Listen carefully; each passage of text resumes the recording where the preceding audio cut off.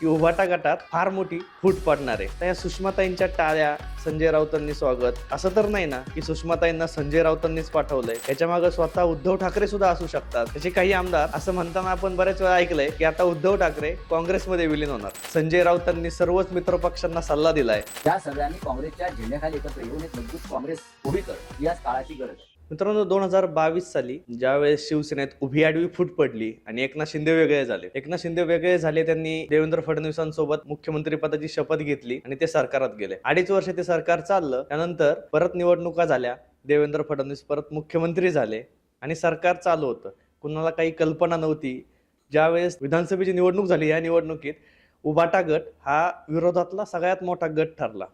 पण त्या गटात परत एकदा फूट पडली. त्यांचे 6 खासदार एकनाथ शिंदे घेऊन गेले. आता हे सगळं सुरू असताना अजून अशी चिन्ह दिसत आहेत की उभाटा गटात परत एक फार मोठी फूट पडणार आहे. ती फूट का पडणार आहे हे मी तुम्हाला सांगतो, पण त्याआधी हा एक व्हिडिओ बघा.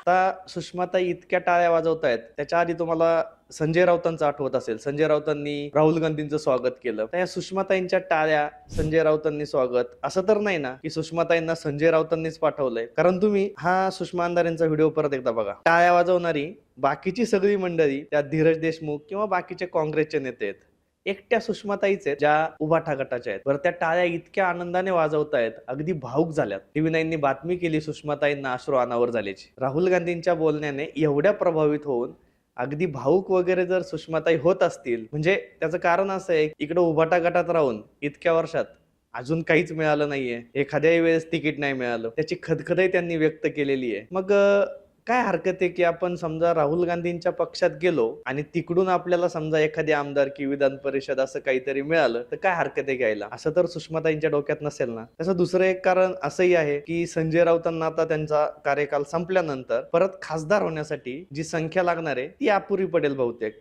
आणि बाकीचे मित्रपक्ष सुद्धा यावेळेस सहकार्य करतीलच अशी काही शाश्वती नाहीये. तर संजय राऊतच सुषमाताईंना म्हटले असतील तुम्ही जावा, थोड्या दिवसांनी आपण दोघंही जाऊ, असं तर होणार नाही ना. त्यामुळे मित्रांनो, असं वाटतंय की उभाटा गट अजून एकदा फुटेल की काय. दुसरा एक मित्रपक्ष आहे काँग्रेसचा, तो म्हणजे राष्ट्रवादी शरदचंद्र पवार. त्यांचंही कुणी नाही आलं. पुण्यात कार्यक्रम होता, म्हणजे अगदी पवारांच्या इथं कार्यक्रम झाल्यासारखं आहे, तरी पवारांच्या पक्षाचं कुणीही आलं नाही. मात्र मुंबईतून, खरं तर त्या मूळच्या मराठवाड्यातल्या, पण मुंबईत त्यांचा पक्ष आणि सगळं आता तेवढंच राहिलंय ना, जवळजवळ मुंबई पुरतच राहिलंय आणि थोडासा काही कोकणाचा भाग, ठाण्यात थोडंफार. त्या तिथून पुण्यात आल्या आणि इतक्या टाळ्या वाजवल्या आनंदाने, पण बाकीच्या कुठल्याही मित्रपक्षाचं कुणी आलं नाही. हा कार्यक्रम जर समजा इंडिया आघाडीचा असता आणि इंडिया आघाडीच्या कार्यक्रमाला जर सुषमाताई आल्या असत्या, तर ती गोष्ट लक्षात आली असती की आपल्या आघाडीचा एक कार्यक्रम आहे म्हणून आपण येतोय. पण एका मित्रपक्षाचा म्हणजे काँग्रेसचा स्वतंत्र कार्यक्रम आहे. या स्वतंत्र कार्यक्रमाला दुसऱ्या एका मित्रपक्षाच्या म्हणजे उभाटा गटाच्या उपनेत्या सुषमाताई येतात. उपनेत्या असलेल्या सुषमाताई येत आहेत, याच्या मागे स्वतः उद्धव ठाकरे सुद्धा असू शकतात. कारण तुम्ही पाहिलं असेल, शिवसेनेच्या म्हणजे खरी बाळासाहेबांची शिवसेना, त्याचे काही आमदार असं म्हणताना आपण बरेच वेळा ऐकलंय की आता उद्धव ठाकरे काँग्रेसमध्ये विलीन होणार. आणि मध्यंतरी तुम्ही ऐकलं असेल की संजय राऊतांनी सर्वच मित्रपक्षांना सल्ला दिलाय की आपण असं तुकड्या तुकड्यात न राहता, म्हणजे छोट्या छोट्या गटात न राहता, स्वतंत्र राहून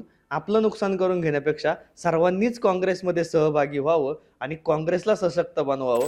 की काँग्रेस पक्षातून जे जे घटक बाहेर पडले आहेत आणि त्याने आपापले पक्ष निर्माण केलेले आहेत, त्या सगळ्यांनी काँग्रेसच्या झेंड्याखाली एकत्र येऊन एक मजबूत काँग्रेस उभी करणं, याच काळाची गरज आहे. मी नाव घेतलं, तृणमूल काँग्रेस असेल, महाराष्ट्रामध्ये राष्ट्रवादी काँग्रेस पक्ष असेल. मी तर असे म्हटलं होतं की अजित पवार गटात विलीन होण्यापेक्षा काँग्रेसमध्ये विलीन व्हा, राष्ट्राच्या मुख्य प्रवाहात सामील व्हायला पाहिजे. तर एकमताने संजय राऊत, उद्धव ठाकरे, सुषमा अंधारे यांनी सर्वांनी ठरवून काँग्रेसमध्ये जायचा निर्णय तर घेतला नाही ना, अशी एक शक्यता याच्या मागे आपल्याला दिसते. हे काही का असे ना, पण सुषमाताईंनी ज्या प्रकारे राहुल गांधींच्या भाषणावरती भाऊक होऊन टाळ्या वाजवल्यात, म्हणजे थेट अगदी आत्रेंची वगैरे आठवण व्हावी किंवा बाळासाहेबांची आठवण व्हावी, इतकं प्रभावशाली भाषण तर राहुल गांधी करत नाही ना, अशी शंका कधी कधी माझ्या मनात येते. सुषमाताईंनी या टाळ्या का वाजवल्या की उभाटा गटच काँग्रेसमध्ये जातोय, हे सगळं जसा जसा काळ पुढे जाईल तसं आपल्याला स्पष्ट होईल.